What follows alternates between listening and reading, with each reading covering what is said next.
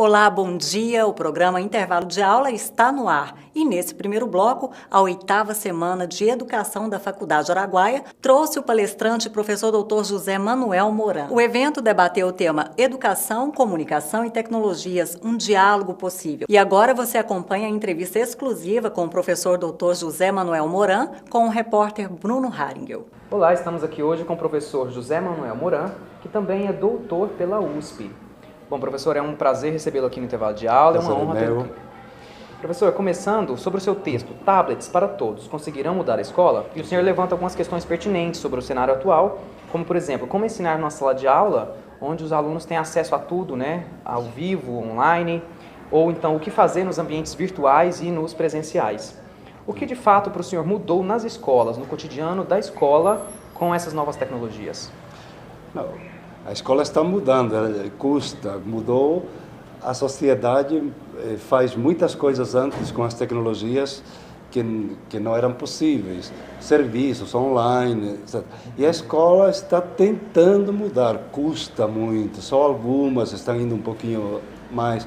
Por enquanto, o que a escola está fazendo é colocar tecnologias dentro, colocou no laboratório, agora às vezes permite que os tablets e os celulares sejam levados quando permitem, mas isso em si, só isso, é pouco. O que tem que mudar é a forma de ensinar, não ficar explicando tanto, porque as explicações você encontra hoje na internet, no YouTube. Você tem que trabalhar mais com problemas, com desafios, com questões, até com jogos, a questão lúdica.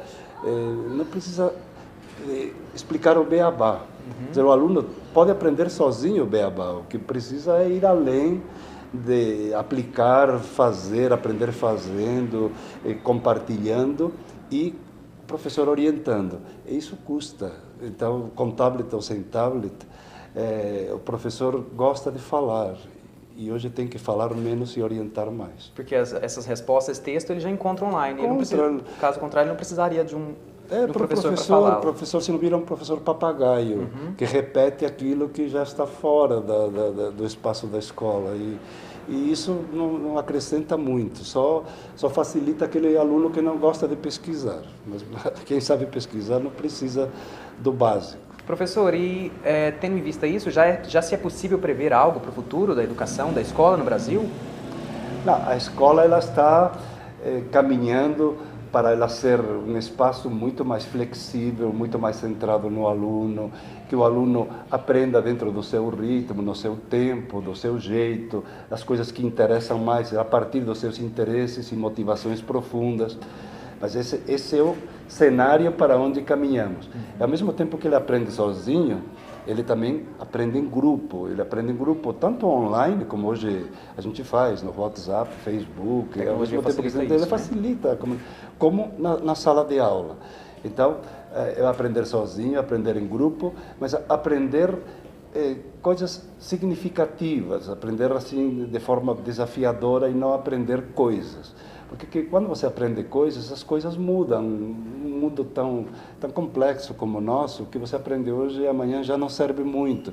Você tem que aprender um pouquinho a perceber com profundidade, saber avaliar, saber entender, saber tomar decisões, saber entender os contextos amplos. Então, essa é a escola que precisamos. E aí precisamos de educadores que tenham esse perfil também, que possam nos orientar e não simplesmente falar coisas mais simples, que nos falem as coisas mais complexas, que nos ajudem a entender aquilo que não está perceptível na internet, no YouTube, no Google, imediatamente. Mas que instigue a procurar a resposta e o processo, né? As respostas mais profundas e não as superficiais. Sim. Professor, nesse mesmo texto, o senhor cita que não faz sentido confinar na sala de aula os alunos para que eles aprendam e que esse modelo não faz mais sentido, perdeu o sentido.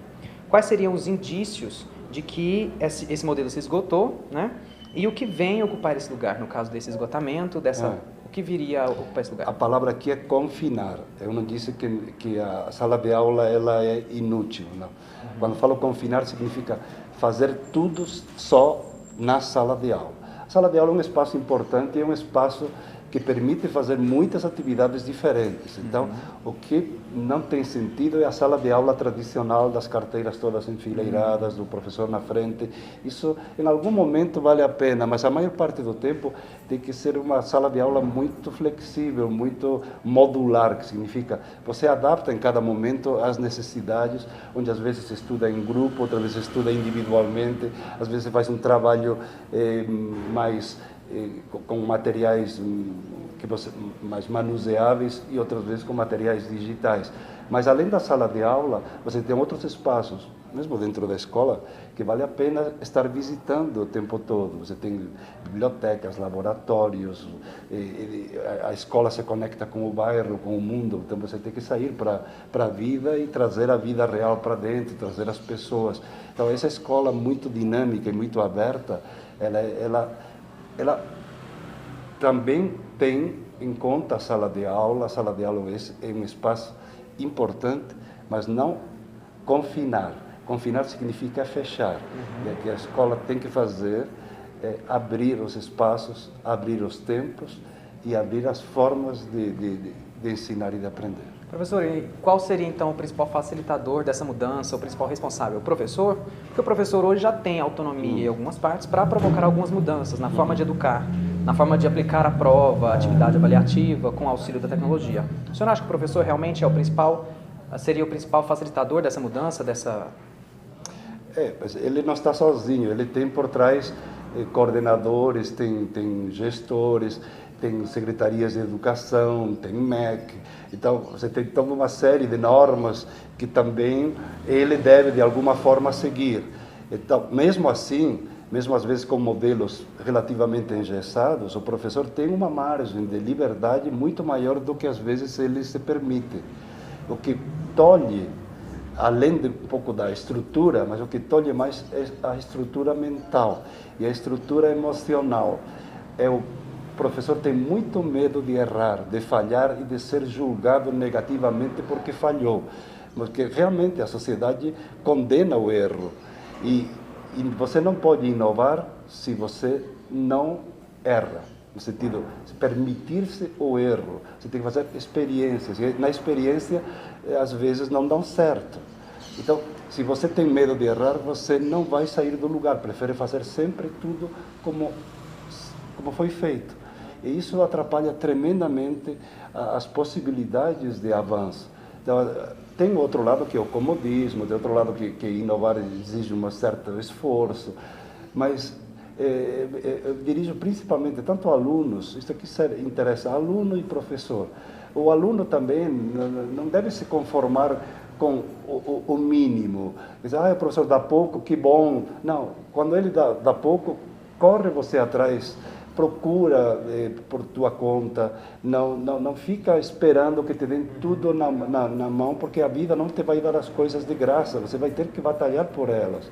Então, batalhe pela aprendizagem relevante, busque o que é significativo. Se uma aula está chata, ok, faz outra coisa depois. Quer dizer, compense, não fique simplesmente lamentando, o professor não dá aula certo, aquele curso não está bom. Você tem muitas possibilidades de aprender hoje, talvez como nunca antes nenhuma geração teve. Você tem dezenas e dezenas de cursos online gratuitos, você tem vídeos sobre qualquer assunto no YouTube ou em outros portais. Não tenha medo de buscar aquilo que às vezes um professor não lhe dá. Professor, uma última pergunta sobre o seu livro Desafios na Comunicação Pessoal. O senhor cita no capítulo Conhecimento da Sociedade da Informação que o conhecimento não é fragmentado, mas interdependente. E conhecer significa compreender as dimensões da realidade, correto? Captar e expressar a totalidade. E o senhor acha que a tecnologia auxilia quanto nisso? Nessa captura de outras dimensões, de outros pontos de vista? Eu falo tentar entender a totalidade. A gente nunca compreende totalmente todas as dimensões, mas você pode integrar várias dimensões, você pode ampliar a percepção que você tem, você pode questionar pontos de vista que você antes aceitava pacificamente. Então, a tecnologia o que te permite é colocar na frente várias visões, várias informações, mas você tem que ter instrumentos internos, e é isso que a escola crítica te dá, instrumentos para você poder selecionar. E como eu com esses óculos, se eu tenho uns óculos bem graduados, eu enxergo melhor e eu vejo mais nitidamente do que se eu tirasse os óculos. Então a tecnologia são os óculos que bem ajustados me permitem enxergar melhor. Mas também se estão mal ajustados, eu fico aumentando meus problemas visuais. Professor, para finalizar, o senhor citou no começo da entrevista que há 20 e alguns anos atrás vocês tiveram uma visão do que seria o futuro da educação. E para quando o senhor acha que essa mudança prevista há 26 anos atrás seria concluída? Eu errei há 26 anos, mas era mais novo. Hoje eu sou um pouco mais prudente, mas uma parte do mundo, não é somente no Brasil, ele está mais atento a uma educação diferente. Tem muitas escolas e universidades e grupos que estão fazendo trabalhos muito mais envolventes com os alunos. Tem faculdades sei lá, na área de saúde, engenharia, que trabalha muito com problemas, com projetos, e não tanto com um modelo conteudista. Há inclusive alguns cursos de formação de professores que procuram envolver mais o aluno, o futuro professor, desde o começo, em práticas, e não somente no estágio final. Quer dizer, há um caminho de mudança globalmente assim instaurado, mas desigual. Alguns estão avançando rapidamente e outros muito mais timidamente. Então, a sociedade está pressionando para termos uma educação mais proativa, mais criativa e mais inovadora, mas eu também, não, apesar do meu otimismo, eu reconheço que institucionalmente essa mudança assim, dos grandes grupos, as grandes, vamos dizer assim, secretarias de educação, ela é lenta. Boa parte dos nossos professores precisa de uma outra formação, precisa também muito mais apoio institucional, melhor remuneração. Há uma série de questões que são mais estruturais para poder cobrar depois uma outra escola. Então não basta só a boa vontade, dizer ao professor, você tem que mudar, você tem que dar as condições também, e a gente não está dando para uma parte dos nossos professores condições suficientes. Mesmo assim, quem quer ficar como docente, quem é um profissional docente e ele permanece nisso, ele só vai se realizar profissionalmente se ele se envolver nestes projetos mais ativos, metodologias ativas, currículos mais flexíveis. Senão vai ser uma coisa tão pouco, primeiro, significativa e tão frustrante. O professor vai ficar brigando com os alunos, okay? Não adianta dar nota baixa, prova. Ok, você consegue um resultado imediato, mas a médio e longo prazo você vai fracassar. E você vai sentir que não valeu a pena teu trabalho pelo pouco que você ganha. Então, o importante é também perceber que quanto mais você avança, assim, sendo mais ativo, tentando atrair o interesse dos alunos e você se interessando mais por toda esta mudança, também mais você se beneficia, você se realiza mais, você faz um trabalho melhor, você é uma pessoa mais que enxerga mais e que você toma decisões, não só na escola, mas também na vida, melhores, e com isso você se realiza como pessoa e é mais feliz. Bom, professor, infelizmente o tempo de TV é curto. O intervalo de aula agradece a presença do senhor aqui, foi um grande prazer recebê-lo conosco, e até uma próxima. Obrigado a vocês e felicidades em tudo.